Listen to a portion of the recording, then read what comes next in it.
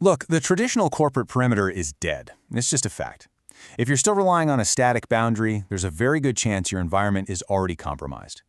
In this explainer, we're tearing down a complete consultant's blueprint. We'll look at exactly how to deploy Zero Trust, aggressively right-size your cloud footprint, and automate your security assessments. Let's get straight into it. We've got 5 critical pillars to cover today. First, shifting to an assume breach mindset. Second, unifying your stack with Microsoft 365 E5. Third, executing microsegmentation. Fourth, architecting for cloud efficiency. And finally, measuring your security posture continuously. So, let's start with pillar number 1, the assumed breach mindset and the shift to proactive resilience. We absolutely have to change how we view our networks. The classic approach, that old castle and moat strategy where you secure assets inside an on-prem boundary and just inherently trust everyone inside, yeah, that model is totally obsolete. Today, Zero Trust dictates that we protect our assets literally wherever they are located. We're talking about a massive shift from reactive IT to a dynamic, never trust, always verify model. When you look at the sheer complexity of modern endpoints, cloud apps, remote devices, legacy servers, all connecting at the exact same time, it's a lot. Modern architecture requires us to authenticate and authorize every single request based on all available signals before we grant access. I don't care if a request comes from the CEO at the head office or a mobile device halfway across the globe. We must explicitly verify identity, device health, and location data every single time. Moving on to Pillar 2, Microsoft 365 E5 Security, the unified stack. To actually enforce Zero Trust, we've got to unify the defense. These specific hero products map directly to our security zones, and they effectively replace what is usually a highly chaotic landscape of disjointed third-party tools. Think about it. Defender XDR steps in for legacy antivirus. Sentinel and Defender for cloud apps replace those incredibly complex CEMs.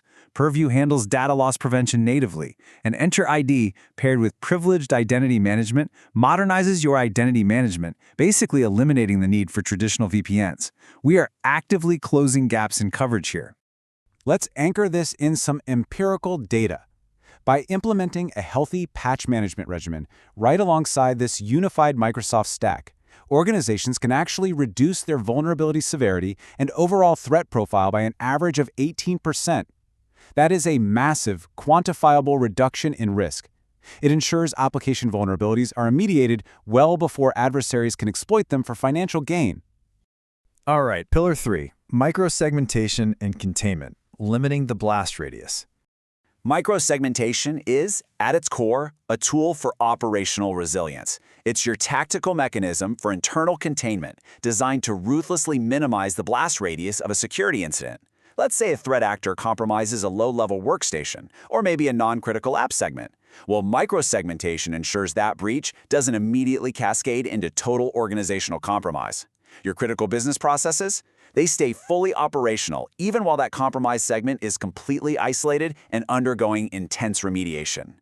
By putting your high-value workloads, applications, and sensitive files behind granular, strict controls, you're effectively putting a steel cage around your most critical assets.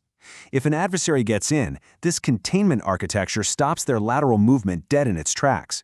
Plus, this level of detailed network segmentation is exactly what you need to meet stringent compliance frameworks like CIS or PCI DSS, because it gives you total visibility and control over exactly where your sensitive data flows.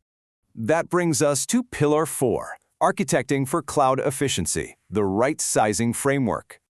Look, any sustainable digital transformation has got to be financially efficient. As cloud architects, we need to recognize a fundamental philosophical shift here. We have to move away from legacy static provisioning, buying massively expensive hardware based on some peak estimate you might hit maybe once a year. Instead, we need to embrace modern elastic consumption. We aren't guessing what resources we need anymore. We aren't begging for inflated hardware budgets. We measure exactly what the workloads demand based on hard empirical performance data. When you execute this properly, the financial impact is honestly incredible. Right-sizing your server estate based on actual utilization can yield up to a 75% reduction in infrastructure costs. 75%! By transforming your environment into a lean, optimized operational model, you're freeing up massive amounts of capital. And that's capital you can instantly reallocate into funding security upgrades or deploying advanced AI innovations like Microsoft 365 Copilot. So how do we actually execute this mathematically? In Phase 1, we deploy the Azure Migrate appliance on-prem to automatically collect metadata. Now, I have to give you a critical warning here. You absolutely must allow this continuous monitoring to run for at least 2 to 4 weeks. If you rush this, you're going to miss cyclical business peaks. That results in undersized environments and, trust me, extremely angry users.